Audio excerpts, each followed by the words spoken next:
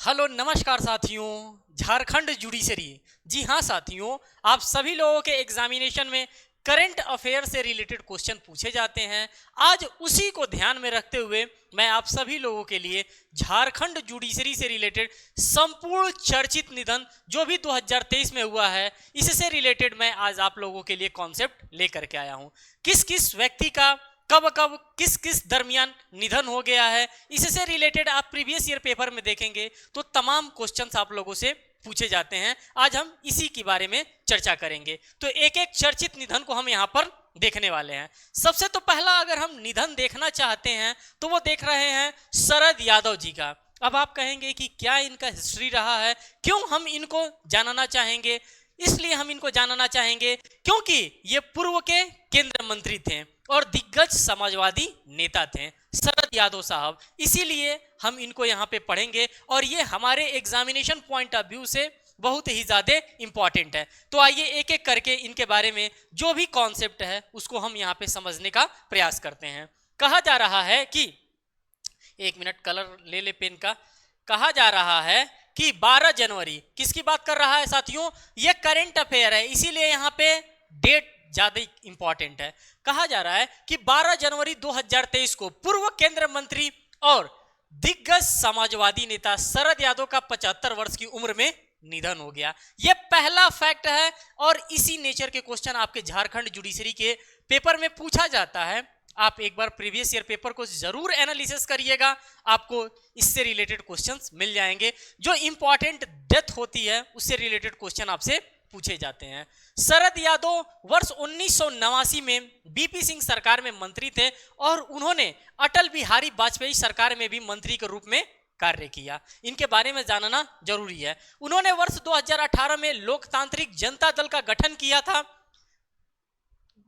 था, जिसका मार्च 2020 में उन्होंने लालू प्रसाद यादव के संगठन राजद में विलय कर लिया था। शरद यादव का जन्म 1 जुलाई 1947 को मध्य प्रदेश के होशंगाबाद जिले के गांव में अखमाऊ में हुआ था। तो ये इनकी पूरी की पूरी हिस्टोरिकल बैकग्राउंड थी जो कि मैंने आपके सामने एक एक करके रखने का काम किया। और ये बहुत ही चर्चित व्यक्ति हैं, इसीलिए इस चर्चित व्यक्ति के बारे में मैंने आपके सामने डिटेल इंफॉर्मेशन शेयर किया। अब हम नेक्स्ट चर्चित व्यक्ति के बारे में देखेंगे कि कौन हमारा अगला चर्चित व्यक्ति है जिनकी भी मृत्यु हाल ही में हो गई, 2023 में ही मृत्यु हो गई थी। अगर हम इनके बारे में बात करेंगे, मीर बरकत अली खान साहब के बारे में बात करेंगे, तो ये साथियों इनका जो ताल्लुकात है वो हैदराबाद के रियासत से इनका ताल्लुकात है। इसलिए ये इंपॉर्टेंट है क्योंकि इनका ताल्लुकात कहाँ से है, तो हैदराबाद से इनका ताल्लुकात है और इसीलिए हम इनको पढ़ेंगे और ये हमारे एग्जामिनेशन पॉइंट ऑफ व्यू से इंपॉर्टेंट है। कहा जा रहा है कि हैदराबाद रियासत के आखिरी एवं 8वें निजाम मीर बरकत अली खान उर्फ मुकर्रम जां बहादुर का निधन 14 जनवरी 2023 को 89 वर्ष की उम्र में तुर्क के इस्लाम्बुल में हुआ। उनकी इच्छा के मुताबिक उनका अंतिम संस्कार हैदराबाद में किया गया। अब देखिए, इसलिए ये इंपॉर्टेंट हो गया क्योंकि इनका जो मृत्यु हुआ था कहां पे हुआ था? तुर्की के इस्लामाबुल में हुआ था। लेकिन इनकी अंतिम इच्छा थी, क्योंकि ये बिलोंग कहां से कर रहे थे, इनकी जो ओरिजिन थी वो कहां से थी? इनका जो ओरिजिन था वो हैदराबाद रियासत से था। तो लोगों के मन में ये होता है कि जहां पे मैंने जन्म लिया है वहीं पे मेरा अंतिम संस्कार भी होना चाहिए। तो इनकी अंतिम इच्छा को पूरी करने के लिए, इनका अंतिम संस्कार करने के लिए हैदराबाद इनको लाया गया। इसलिए ये हमारे लिए मीर बरकत अली खान साहब हमारे लिए इंपॉर्टेंट हो जाते हैं। उनके दामाद मीर उस्मान अली खान से नायब रजा अली खान के बहुत अच्छे रिश्ते थे। यह भी हमारे लिए एक इंपॉर्टेंट क्वेश्चन हो सकता है। तो मीर बरकत अली खान के बारे में हम सभी लोगों ने अच्छे से पढ़ने का काम किया, समझने का काम किया कि ये आखिर में क्यों हमारे लिए इतने चर्चित व्यक्ति हैं और इनकी मृत्यु हमारे परीक्षा के पॉइंट ऑफ व्यू से किस लिए महत्वपूर्ण थी। अब हम पढ़ेंगे नीलमणि फूफन साहब के पास। ये बहुत ही ज्यादा चर्चित व्यक्ति हैं। अगर हम बात करेंगे नीलमणि फूफन के बारे में, फूकन इनका नाम है, नीलमणि फूकन, इनको फूफन कहिए, फूकन कहिए, व्हाटएवर जो आप कह सकते हैं वो कहिए। अब आप कहेंगे कि इनके बारे में हमें क्यों पढ़ना है, तो ये साथियों ये असमी भाषा के जाने माने क्या थे? ये कवि थे। तो कवि का भी निधन हमारे लिए उतना ही इंपॉर्टेंट होता है जितना कि हमारे लिए शरद यादव साहब का निधन है, चाहे किसी और का निधन हमारे लिए इंपॉर्टेंट होता है। उसी तरह से कवि के भी निधन को हमें कवर करना बेहद जरूरी है। कहा जा रहा है इनके बारे में कि असमी भाषा के जाने माने कवि नीलमणि फूफड़ का 89 वर्ष की उम्र में निधन हो गया। यह पहला फैक्ट है और मैं आप सभी लोगों के को दावे के साथ बताना चाहता हूं कि इस नेचर के क्वेश्चन आपके परीक्षा में बार बार पूछे जाते हैं। मृत्यु से रिलेटेड एक आध तो क्वेश्चन आपको देखने के लिए मिलेगा ही मिलेगा, भले ही आपकी किस्मत खराब हो, आपके एग्जामिनेशन में ना पूछा जाए, लेकिन इस नेचर के क्वेश्चन एग्जामिनेशन में डेफिनेटली पूछे जाते हैं। कहा जा रहा है उन्हें 11 अप्रैल 2022 को गुवाहाटी में वर्ष 2021 के भारत के सबसे बड़े साहित्य पुरस्कार ज्ञानपीठ सम्मान से पुरस्कृत किया गया था। ये क्वेश्चन बनेगा। अगर नीलमणि फूकन से हमारे लिए क्वेश्चन आएगा तो यही क्वेश्चन हमसे पूछा जाएगा कि 2021 में सबसे बड़े साहित्य पुरस्कार ज्ञानपीठ सम्मान से किसको पुरस्कृत किया गया था और उनका हाल ही में निधन हो गया था। तो वो हमारे कौन थे? तो वो हमारे थे नीलामणि फूकन साहब थे। नीलमणि या नीलामणि फूकन, जो भी आप कहना पसंद करेंगे, यहाँ पे लिखा है, इन्हीं को ये प्रोवाइड किया गया था। नीलामणि फूकन मनोली रोयसोम गोस्वामी और वीरेंद्र कुमार भट्टाचार्य के बाद असम से ज्ञानपीठ पुरस्कार जीतने वाले तीसरे व्यक्ति हैं। ये भी हमारे लिए इंपॉर्टेंट है। अगर हम जीएस और करंट अफेयर के पॉइंट ऑफ व्यू से देखना चाहते हैं तो ये भी चीज हमारे लिए इंपॉर्टेंट है कि ये तीसरे ऐसे व्यक्ति हैं जिनको ज्ञानपीठ पुरस्कार से सम्मानित किया गया है। साथ ही साथ कहा है उन्हें 1981 में कवि संग्रह कविता के लिए साहित्य अकादमी पुरस्कार तथा वर्ष 1990 में फूकन को पद्मश्री से सम्मानित किया गया था। तो यह भी हमारे लिए इंपॉर्टेंट क्वेश्चन बन रहा है। तो जो जो महत्वपूर्ण है वो सारी की सारी चीजें मैं आपको यहाँ पे बता करके ही जाऊंगा। बिल्कुल कोई चीज यहाँ पे छोड़ने वाला नहीं हूं जो आपके एग्जामिनेशन में पूछा जाएगा। अब हमारे पास आ रहे हैं बालकृष्ण दोषी साहब। अब आप कहेंगे कि ये बालकृष्ण दोषी साहब क्या थे? इनका भी निधन हो गया। जी हाँ साथियों, बालकृष्ण साहब का भी निधन हो गया। ये मशहूर आर्किटेक्चर थे। अब आप कहेंगे कि आर्किटेक्चर क्या होता है? तो जो घर का नक्शा बनाता है, जिसको हम इंजीनियर के नाम से जानते हैं, वही थे मशहूर आर्किटेक्ट। बालकृष्ण दोषी का 95 वर्ष की उम्र में निधन हो गया। बालकृष्ण दोषी को मई 2020 में रॉयल गोल्ड से सम्मानित किया गया था। इसलिए ये व्यक्ति हमारे लिए महत्वपूर्ण है साथियों, क्योंकि इन्हें किसी न किसी सम्मान के साथ पुरस्कृत किया गया है। और जब किसी के साथ कोई सम्मान जुड़ जाता है तो वो हमारे लिए खास बन जाता है। और खास बनेगा क्यों नहीं, क्योंकि इनके साथ इतना बड़ा सम्मान भी तो जुड़ा है। तो ये हमारे परीक्षा के पॉइंट ऑफ व्यू से बहुत ही ज्यादा महत्वपूर्ण होते हैं। जब हमारे परीक्षा में करंट अफेयर पूछे जाते हैं तो हमें लगता है कि यार ये प्रश्न बनाने वाला कहाँ से प्रश्न लेकर के आता है, हमको इस नेचर के क्वेश्चन ही नहीं मिलते हैं। तो ये सारे के सारे प्रश्न यहीं से उठाए जाते हैं। तो ये सारा का सारा मैं आप सभी लोगों के लिए लेकर के आ रहा हूं। बालकृष्ण दोषी पहले भारतीय वास्तुकार थे जिन्हें पित्तजर आर्किटेक्चर पुरस्कार 2018 में सम्मानित किया गया। अब यह बहुत ही प्रतिष्ठित पुरस्कार होता है। पित्तजर पुरस्कार जो होता है ये इनको 2018 में बालकृष्ण दोषी साहब को इसी पुरस्कार से सम्मानित किया जाएगा। आप सभी लोगों को पता है कि हर क्षेत्र में एक पुरस्कार होता है और आदमी सोचता है कि अगर मैं इस क्षेत्र से बिलोंग करता हूं तो इस क्षेत्र का सबसे बड़ा पुरस्कार मुझे ही मिलना चाहिए। उसी तरह से बालकृष्ण दोषी साहब को सबसे सर्वश्रेष्ठ, जिसको प्रतिज्ञकर पुरस्कार कहा जाता है, वो इनको 2018 में प्राप्त था। इसलिए ये हमारे लिए बहुत ही खास हो गए हैं। साथ ही साथ कहा जा रहा है कि बालकृष्ण दोषी का जन्म 1927 को महाराष्ट्र के पुणे में फर्नीचर बनाने वाले परिवार में हुआ था। यह भी क्वेश्चन हमारे लिए साथियों बेहद खास है, क्योंकि हमारे एग्जामिनेशन का एक एक क्वेश्चन हमारे लिए इंपॉर्टेंट होगा। क्योंकि क्वेश्चन बनाने वाला, पेपर सेट करने वाला ये नहीं जान रहा है कि बच्चा इसको भी पढ़ रहा है। आगे देखिए आगे क्या हमारे पास क्वेश्चन आ रहा है। अब आप देख रहे होंगे परवेज मुशर्रफ साहब की बात। अगर हम इनकी बात करें तो इनका जो संबंध है वो भारत से नहीं, बल्कि इनका जो संबंध है वो पाकिस्तान से है। आप सभी लोगों ने परवेज मुशर्रफ का नाम जरूर ही सुना होगा। और ये क्या थे? परवेज मुशर्रफ साहब की अगर हम बात करते हैं तो ये पूर्व राष्ट्रपति थे। कहां के? भारत के नहीं, बल्कि हमारे छोटे भाई जिसको हम लोग नकारा साबित कर दिए हैं, उसी पाकिस्तान की हम बात कर रहे हैं, क्योंकि ये चर्चित व्यक्ति थे और इनसे भी रिलेटेड हमारे एग्जामिनेशन में क्वेश्चन पूछे जा सकते हैं। इसीलिए मैंने परवेज मुशर्रफ को यहां पे रखने का काम किया इस पीपीटी के माध्यम से। कहा जा रहा है कि पाकिस्तान के पूर्व राष्ट्रपति परवेज मुशर्रफ का 79 वर्ष की उम्र में 5 फरवरी 2023 को निधन हो गया। ये इंपॉर्टेंट बात है कि कहां के ये थे? तो ये पाकिस्तान के थे। पाकिस्तान के साहब ये क्या थे? परवेज मुशर्रफ की अगर हम बात करें तो ये पूर्व राष्ट्रपति वहां के हुआ करते थे। पाकिस्तान के पूर्व राष्ट्रपति और सेना प्रमुख परवेज मुशर्रफ का जन्म 11 अगस्त 1943 को दिल्ली के, देखिए संबंध कहीं ना कहीं भारत से ही जुड़ा हुआ है। जो दिल के धागे निकले हैं वह भारत से ही निकले हैं। दिल्ली के दरियागंज इलाके में हुआ था। वर्ष 1998 में रहे पाकिस्तान के प्रधानमंत्री नवाज शरीफ ने परवेज मुशर्रफ को सेना का प्रमुख बनाया था। ये फैक्ट है, ये जो पॉइंट मैं आपको यहां पे बता रहा हूं ये फैक्ट है। ये फैक्ट आप सभी लोगों को पता होना चाहिए एज अ स्टूडेंट। आगे कह रहा है इन्हीं के समय कारगिल युद्ध, जिसमें पाकिस्तान के ऑपरेशन को ए पैमा का जवाब भारत ने ऑपरेशन विजय से दिया था। ये हारे थे भारत से, भारत ने इनको जवाब दिया था।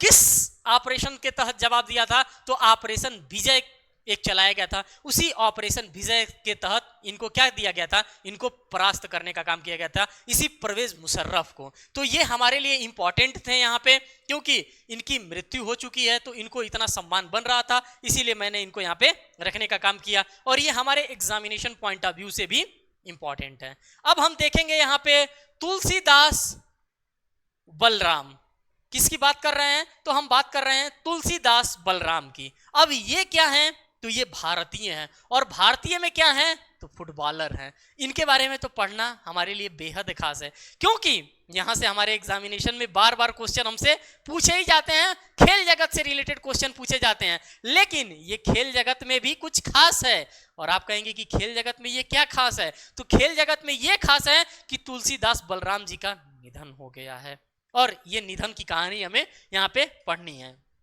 कह रहा है कि भारतीय फुटबॉल के स्वर्णिम युग 1951 से 1962 के सदस्य तुलसीदास बलराम का 86 वर्ष की उम्र में निधन हो गया। ये हमारे लिए बड़े ही दुख की बात है। आगे कह रहा है कि बलराम ने 1958 में टोक्यो में और 1962 में जकार्ता में 2 एशियाई खेलों में भाग लिया। ये हमारे लिए गर्व की बात है कि इन्होंने 2 खेलों में भाग लिया था। एक तो टोक्यो में इन्होंने भाग लिया था, और दूसरा जो हमारा जकार्ता में खेल होता है, जो फुटबॉल का गेम हुआ था, उसमें भी इन्होंने भाग लिया था। वर्ष 1962 में उन्हें भारत सरकार ने अर्जुन पुरस्कार मिला। ये हमारे लिए इंपॉर्टेंट क्वेश्चन हो जाता है। अगर तुलसीदास बलराम साहब का निधन हुआ है तो उन्हें किस पुरस्कार से सम्मानित किया गया था? तो जाहिर सी बात है, अगर ये साहब खेल जगत से रिलेटेड हैं तो इनको खेल जगत का ही तो पुरस्कार दिया जाएगा, इसीलिए इनको अर्जुन पुरस्कार से सम्मानित किया गया था। आगे देखिए, कह रहा है और पश्चिम बंगाल सरकार ने उन्हें वर्ष 2013 में बंगा विभूषण से भी सम्मानित किया था। तो ये भी हमारे लिए एक इंपॉर्टेंट फैक्ट हो जाता है, ये भी हमारे एग्जामिनेशन के लिए इंपॉर्टेंट हो जा रहा है, इसीलिए इस चीज को भी मैंने यहाँ पे शामिल करने का काम किया। अब आगे देखिए, अब आगे जो हम मृत्यु की कड़ी में चल रहे हैं वो कनक रेले जी के बारे में हम यहाँ पे बात करेंगे। आप कहेंगे कि ये क्या है कनक रेले जी? तो ये शास्त्रीय नृत्य की महान हस्ती हैं, हम इन्हीं के बारे में यहाँ पे चर्चा करने वाले हैं। तो देखिए यहाँ पे लिखा भी है, कह रहा है कि शास्त्रीय नृत्य की महान हस्ती कनक रेले, जिन्हें मोहिनी अट्टम के प्रतिपादक के रूप में भी जाना जाता है। ये देखिए, ये हमारे लिए इंपॉर्टेंट है, क्योंकि उपमा किया जा रहा है, इनको उसके समान तुलना किया जा रहा है। इनको जो मोहिनी, जो कनक रेले जी हैं, इनको क्या किया जा रहा है, इनको मोहिनी अट्टम के प्रतिपाद के रूप में इनको भी जानने का काम किया जा रहा है। इसीलिए ये प्रश्न हमारे लिए महत्वपूर्ण है और इसीलिए हमारे परीक्षा के पॉइंट ऑफ व्यू से हमें इसको पढ़ने की आवश्यकता है। का निधन हो गया, ये हमारे लिए दुख की बात है कि इनका निधन हो गया।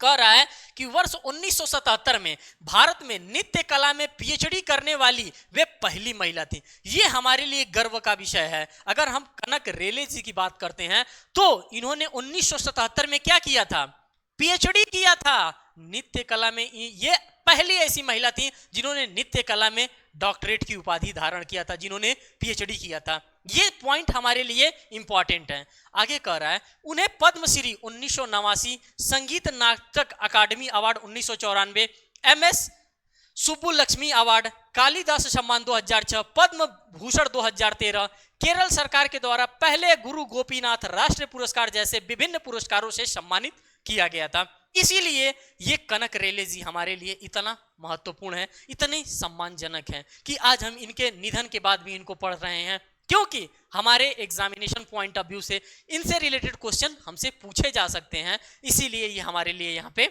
इंपॉर्टेंट हो जा रही हैं। नेक्स्ट अगर हम क्वेश्चंस की बात करते हैं तो हम किसके बारे में बात करेंगे, हम बात करेंगे न्यायाधीश एएम अहमदी के बारे में बात कर रहे हैं।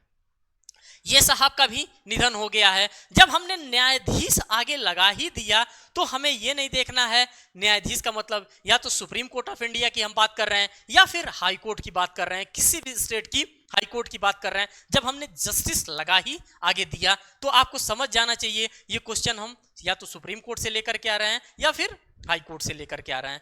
हम पहले पॉइंट को यहाँ पे पढ़ने वाले हैं। पहले पॉइंट में क्या कहा जा रहा है, ये क्या थे, अगर न्यायाधीश एएम अहमदी साहब को हम देखेंगे तो ये पूर्व प्रधान न्यायाधीश थे, मींस के चीफ जस्टिस ऑफ इंडिया हुआ करते थे। कोई सामान्य आदमी को मैं नहीं लेकर के आप सभी लोगों के सामने आया हूं, एक भारत के पूर्व सीजीआई को लेकर के आया हूं।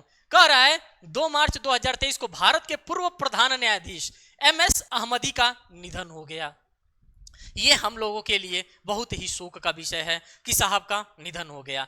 अहमदी वर्ष 1994 से लेकर के 1997 तक मुख्य न्यायाधीश रहे। क्योंकि हम लॉ के स्टूडेंट हैं, हम जुडिशरी के एस्पिरेंट्स हैं, तो हमें पता होना चाहिए कि हमारे चीफ जस्टिस ऑफ इंडिया कौन कौन हुए थे। और उसी में अगर हम बात करेंगे न्यायाधीश एएम अहमदी साहब की तो ये 1994 से लेकर के 1997 तक ये हमारे चीफ जस्टिस ऑफ इंडिया हुआ करते थे। ये हमारे लिए इंपॉर्टेंट क्वेश्चन हो सकता है। आगे कह रहा है कि 25 मार्च 1932 को सूरत में जन्मे न्यायमूर्ति अजीत मसुब्बर अहमदी भारत के 26वें मुख्य न्यायाधीश थे। सोचिए 26वें नंबर के हमारे चीफ जस्टिस ऑफ इंडिया हुआ करते थे। और अगर आज मैं आप लोगों से पूछ लूं कि आज हमारे जो जस्टिस डीवाई चंद्रचूड़ साहब हैं वो कितने नंबर के चीफ जस्टिस ऑफ इंडिया हुए हैं, तो आप सभी लोग कमेंट सेक्शन में हमें जरूर बताइएगा कि वो कितने नंबर के हमारे मुख्य न्यायाधीश हैं। अगर हम इनकी बात करते हैं, एएम अहमदी साहब की बात करते हैं, तो ये 26 नंबर के मुख्य न्यायाधीश हुआ करते थे। और हम आज के भी करंट अफेयर को यहाँ पे कोरिलेट करना चाहेंगे, क्योंकि कहां से क्वेश्चन पूछा जा सकता है, किस नेचर के क्वेश्चन हमसे पूछे जा सकते हैं, हमें इसके बारे में बिल्कुल कोई जानकारी नहीं होती है। इसीलिए मैं आप सभी लोगों से ये बात कह रहा हूं। आगे देखिए, कह रहा है वर्ष 1964 में अहमदी को अहमदाबाद में एक सिविल और सत्र न्यायाधीश नियुक्त किया गया और वे राज्य के कानूनी सचिव बने। इनकी ये हिस्ट्री है और इसी हिस्ट्री को मैं आप सभी लोगों के सामने एक एक करके बताना और समझाना चाह रहा था, क्योंकि जब तक आप अपने लीगल बैकग्राउंड को, अपने लीगल हिस्ट्री को आप नहीं समझेंगे तब तक आप आगे नहीं बढ़ेंगे। यही है, इसी को हमें समझना है और इसी को हमें प्रिजर्व करके रखने की आवश्यकता है। आगे देखते हैं आगे कौन सा क्वेश्चन हमारे पास आ रहा है। अब हमारे पास नेक्स्ट क्वेश्चन आ रहा है सतीश कौशिक जी का निधन। ये भी हमारे लिए बहुत ही, क्या कहें, इनके बारे में कुछ कहा ही नहीं जा सकता। अगर हम सतीश कौशिक जी की बात करते हैं, ये अभिनेता थे, फिल्म निर्माता थे सतीश कौशिक जी। ये बहुत ही मशहूर कलाकार थे। इनकी फिल्मों ने भी, इनके फिल्मों को भी आप लोगों ने जरूर देखा होगा। 9 मार्च 2023 को हरियाणा में जन्मे अभिनेता, फिल्म निर्माता सतीश कौशिक जी का दिल का दौरा पड़ने से 66 वर्ष की आयु में निधन हो गया। इससे भी रिलेटेड हमारे एग्जामिनेशन में क्वेश्चन पूछे जाते हैं। साथियों, मैं आप सभी लोगों को बार बार ये बताना चाहूंगा कि मैं आज जो भी टॉपिक कवर कर रहा हूं इस सेशन में वो सभी के सभी निधन से रिलेटेड हैं और उन्हीं सभी चीजों को एक एक करके आपके सामने रखने का काम कर रहा हूं। कौशिक NSD और FTII के पूर्व छात्र थे। उन्होंने वर्ष 1980 के दशक की शुरुआत में अपने फिल्मी करियर की शुरुआत की थी। कब इन्होंने अपने फिल्मी करियर की शुरुआत किया था? तो 1980 के दशक में इन्होंने अपने फिल्मी करियर का शुरुआत किया था। उन्हें मिस्टर इंडिया में, कैलेंडर, दीवाना मस्ताना में पप्पू पेजर के रूप में व कई अन्य हास्य भूमिकाओं के लिए उन्हें जाना जाता है। अगर हम सतीश कौशिक साहब की बात करते हैं, ये फिल्म जगत से रिलेटेड हैं और इनको सत सत नमन है हमारे इस परिवार के द्वारा। अब ये हमारे लिए एज अ प्रश्न के रूप में बन चुके हैं क्योंकि हमारे एग्जामिनेशन में करंट अफेयर के रूप में इनसे क्वेश्चन पूछे जा सकते हैं। अब हम देखेंगे गार्डनर मूर जी के बारे में। अब हम इनके बारे में जानेंगे कि ये क्या थे, इनकी किस प्रकार से मृत्यु हो गई, ये किस किस फील्ड में इन्होंने कौन कौन सी उपलब्धियां इकट्ठा किया था, इनके बारे में आइए देखते हैं। कह रहा है कि 24 मार्च 2023 को कैलिफोर्निया के सेमीकंडक्टर चिप निर्माता इंटेल कारपोरेशन के सह संस्थापक और पूर्व अध्यक्ष गार्डन ई मूर का 94 वर्ष की आयु में हवाई अमेरिका में निधन हो गया। यह भी अपने आप में बहुत ही महान हस्ती हैं और इस हस्ती का भी निधन हो गया। आगे हम देखते हैं, मूर ने वर्ष 1968 में रॉबर्ट नायस के साथ मिलकर इंटेल की स्थापना की थी। जो इंटेल कंपनी है उसी इंटेल कंपनी की हम बात करते हैं, उसकी स्थापना की थी, जिसे मूल रूप से इंटीग्रेटेड इलेक्ट्रॉनिक नाम दिया गया था। वर्ष 2001 में उन्होंने और उनकी पत्नी ने 175 मिलियन इंटेल शेयरों के दान के साथ Gardner and Betty Moore foundation बनाया था। यह भी प्रश्न हमारे लिए बेहद इंपॉर्टेंट हो सकता है। जो जो इनका योगदान था उनके योगदान को हमें जानना बेहद जरूरी है। साथ ही साथ कह रहा है, गार्डनर अल मूर का जन्म 3 जनवरी 1929 को सैन फ्रांसिस्को में हुआ था। ये यहाँ पे इनका जन्म नहीं हुआ था, इनका जो जन्म हुआ था वो विदेश में हुआ था, सैन फ्रांसिस्को में हुआ था। आगे प्रश्न को हम देखते हैं, आगे हमारे लिए क्या प्रश्न आता है। अब हमारे लिए इंपॉर्टेंट प्रश्न आता है प्रकाश सिंह बादल जी का। इनको भी जानना हमारे लिए बेहद जरूरी है क्योंकि ये क्या थे, ये राजनेता थे। और प्रकाश सिंह बादल के बारे में आप सभी लोगों ने सुना है, हमारे सरदार जी हैं। जब हम सरदार जी की बात करते हैं तब हमारे जेहन में कहीं ना कहीं पंजाब आ जाता है, तो वही पंजाब से ये बिलोंग करते हैं प्रकाश सिंह बादल साहब। इनके हम राजनीतिक इतिहास को यहाँ पे जानने वाले हैं क्योंकि हमें लगता है, हम प्रिज्यूम करते हैं कि इनसे रिलेटेड हमारे परीक्षा में प्रश्न पूछे जाएंगे, इसीलिए मैं यहाँ पे चर्चा करने वाला हूं। कर 25 अप्रैल 2023 को भारतीय राजनीति की महान हस्ती, विलक्षण राजनेता, 5 बार पंजाब के मुख्यमंत्री रह चुके। 1 बार नहीं, 2 बार नहीं, 3 बार नहीं, 4 बार नहीं, बल्कि 5-5 बार पंजाब के ये मुख्यमंत्री साहब रह चुके हैं। शिरोमणि अकाली दल के संरक्षक और वरिष्ठ नेता प्रकाश सिंह बादल का 95 वर्ष की आयु में निधन हो गया। ये हम लोगों के लिए बड़े ही दुख की बात है कि इनका निधन हो गया। केंद्र सरकार ने 26 और 27 अप्रैल को 2 दिनों की राष्ट्रीय शोक की घोषणा की थी। ये बड़े लोग हैं, अगर बड़े लोग की मृत्यु हो जाती है तो सरकार के द्वारा शोक घोषित किया जाता है और ये 5 बार मुख्यमंत्री रह चुके हैं, इसीलिए इनके लिए 2 दिन का शोक रखा गया था। तो ये हमारे लिए जानना महत्वपूर्ण है। आगे हम बात करेंगे, किसके बारे में हम बात करेंगे, तो यहाँ पे आप देख सकते हैं, अगर हम इनके बारे में बात करते हैं, 1 मिनट, थोड़ा सा मैं इसको सोच रहा था कि बड़ा हो जाए क्योंकि आप लोगों को भी दिखना चाहिए। अगर हम यहाँ पे बात करना चाहेंगे MS स्वामीनाथन के बारे में, तो आप सभी लोग कहीं ना कहीं हरित क्रांति से या फिर पंचवर्षीय योजना से आप सभी लोग कहीं ना कहीं परिचित हैं। वही हरित क्रांति की हम बात कर रहे हैं, यही MS स्वामीनाथन साहब की बात कर रहे हैं। वही 5 ईयर प्लान्स जो हमारे पास आया करते थे, जिसमें हम लोग एजेंडा को सेट करते थे कि हाँ, हम 5 वर्ष में क्या क्या चीजों को एग्जीक्यूट करने वाले हैं, उसी के बारे में हम यहाँ पे चर्चा करने वाले हैं। तो हमारे पास जो आ रहा है हम यहाँ पर देखने वाले हैं। कर रहे 28 सितंबर 2023 को प्रसिद्ध कृषि वैज्ञानिक और भारत की हरित क्रांति के जनक मनकोम्बू संबाशिवन स्वामीनाथन उर्फ MS स्वामीनाथन का 98 वर्ष की आयु में निधन हो गया। ये हमारे लिए क्षति है कि इतने बड़े वैज्ञानिक थे, कृषि वैज्ञानिक थे, ये शायद न रहे होते तो हमारा जो पंचवर्षीय योजना है वो सफल शायद ना हुआ होता। इनकी देन है। कह रहा है कि 1960 के दशक में उन्होंने MS स्वामीनाथन अनुसंधान प्रतिष्ठान की स्थापना की और उच्च उत्पादक वाले गेहूं के बीज विकसित किए, जिन्हें भारत में हरित क्रांति आई। अगर हरित क्रांति की हम बात करते हैं तो इनकी बहुत बड़ा योगदान है और इन्हीं के योगदान से क्या हुआ था, हरित क्रांति आया था। स्वामीनाथन को 1986 में अल्बर्ट आइंस्टाइन विश्व विज्ञान पुरस्कार, 1987 में पहला विश्व खाद्य पुरस्कार, 1951 में टाइटलर पर्यावरण उपलब्ध पुरस्कार और सन 2000 में अंतर्राष्ट्रीय भूगोल संघ का पदक प्रदान किया गया था। तो इनके पास आप देख सकते हैं कि कितने सम्मान, कितने पुरस्कार, कितने पदक इन्होंने जीतने का, अपने करियर में इन्होंने कितना संघर्ष किया होगा, उन सभी संघर्षों का यहाँ पे इस पुरस्कार के रूप में इन्हें परिणाम देखने के लिए मिल रहा है। उन्हें पद्मश्री, पद्म भूषण और पद्म विभूषण से भी सम्मानित किया गया था। आगे देखिए, कह रहा है संयुक्त राष्ट्र पर्यावरण कार्यक्रम में कृषि के सदाबहार क्रांति आंदोलन के उन्हें नेतृत्व के लिए उन्हें आर्थिक परिस्थितियों के जनक के रूप में भी वर्णित किया गया है। अगर हम MS स्वामीनाथन साहब की बात करते हैं तो ये हमारे लिए इंपॉर्टेंट है और यहाँ से क्वेश्चन भी हमारे एग्जामिनेशन में पूछा जाता है, इसीलिए साहब को मैंने यहाँ पे एक एक करके डिस्कस करने का काम किया है। आगे देखिए, सलीम उल हक साहब के बारे में हम यहाँ पे चर्चा करने वाले हैं।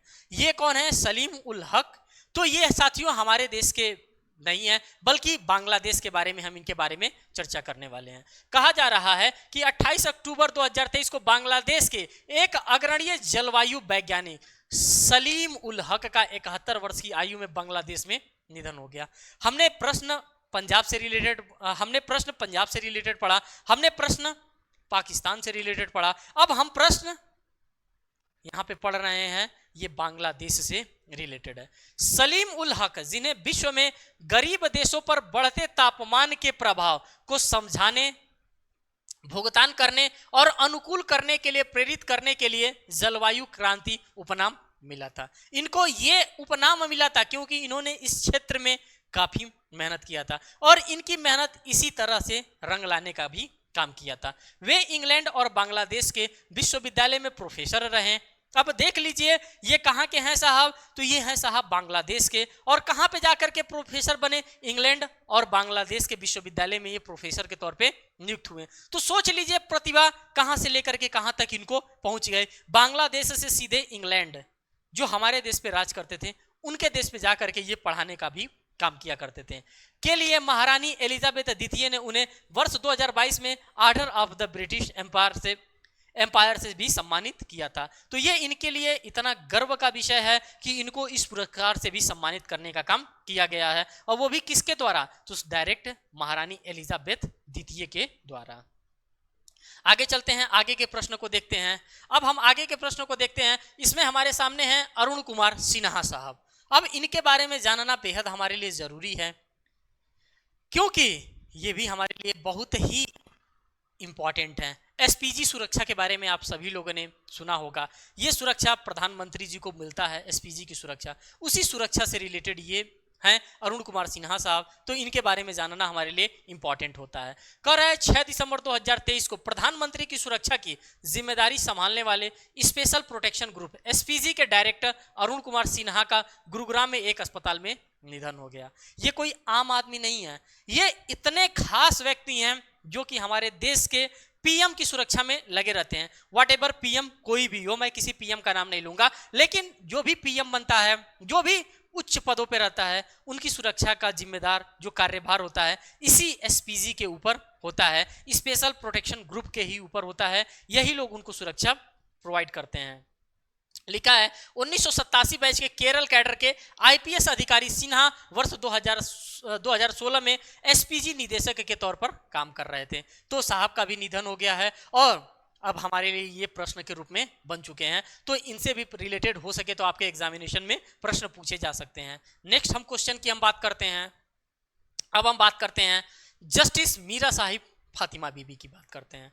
जब हमने जस्टिस लगा दिया तो जाहिर सी बात है हम तो या तो सुप्रीम कोर्ट के बारे में बात करेंगे या फिर हाई कोर्ट के बारे में बात करेंगे, क्योंकि हमारे लॉर्डशिप हैं और यही लॉर्डशिप्स के बारे में हम बात कर रहे हैं। अगर हम मीरा साहेब फातिमा बीबी के बारे में बात करते हैं तो ये हमारी क्या थी, ये महिला न्यायाधीश थी और इनके बारे में जानना हमारे लिए बेहद जरूरी है। इनके इतिहास को हम पूरा का पूरा यहाँ पे आपको एक एक करके समझाने वाले हैं। 23 नवंबर 2023 को भारत के सुप्रीम कोर्ट की पहली पूर्व महिला न्यायाधीश है, पहली महिला न्यायाधीश है। अगर आपसे क्वेश्चन ये पूछा जाता है कि भारत की पहली महिला न्यायाधीश का नाम क्या है, तो आप यही बताएंगे कि जस्टिस फातिमा बीबी, मीरा साहिब फातिमा बीबी हैं न्यायाधीश। और तमिलनाडु की पूर्व राज्यपाल न्यायमूर्ति मीरा साहिब फातिमा बीबी का 96 वर्ष की उम्र में केरल में निजी अस्पताल में निधन हो गया। बस इतनी ही जानकारी इनके बारे में मैं आप सभी लोगों को नहीं दूंगा, इनसे रिलेटेड और भी जानकारी मैं आप सभी लोगों के सामने लेकर के आ रहा हूं। अब देखिए, इनकी उपलब्धियों को भी जानना हमारे लिए जरूरी है। कहा जा रहा है कि जस्टिस बीबी भारत के सर्वोच्च न्यायालय की न्यायाधीश बनने वाली पहली महिला थी। यह पॉइंट को हमें नोट करके रखना है, इस पॉइंट को हमें समझ करके रखना है, क्योंकि इस पॉइंट से हमारे एग्जामिनेशन में क्वेश्चन पूछे जा सकते हैं।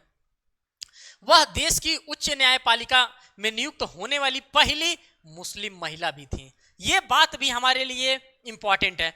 एक तो पहली महिला थी और दूसरी बात यह है कि वो मुस्लिम महिला थी। यह भी पॉइंट हमारे लिए इंपॉर्टेंट है। किसी एशियाई देश में सर्वोच्च न्यायाधीश की न्यायाधीश बनने वाली वो पहली महिला थी। हर जगह ये अग्रणीय थी, इसीलिए इनका नाम बार बार आ रहा है जस्टिस मीरा साहिब फातिमा बीबी का। फातिमा बीबी केरल के पंडालम की रहने वाली थी। उन्हें केरल में एक वकील के रूप में अपना करियर शुरू किया था। वर्ष 1974 में जिला और सत्र न्यायाधीश बनने तक का उन्होंने काम किया था। आगे कह रहा है, उन्हें 1989 में सुप्रीम कोर्ट में नियुक्त होने वाली पहली महिला बनकर के इतिहास रच दिया।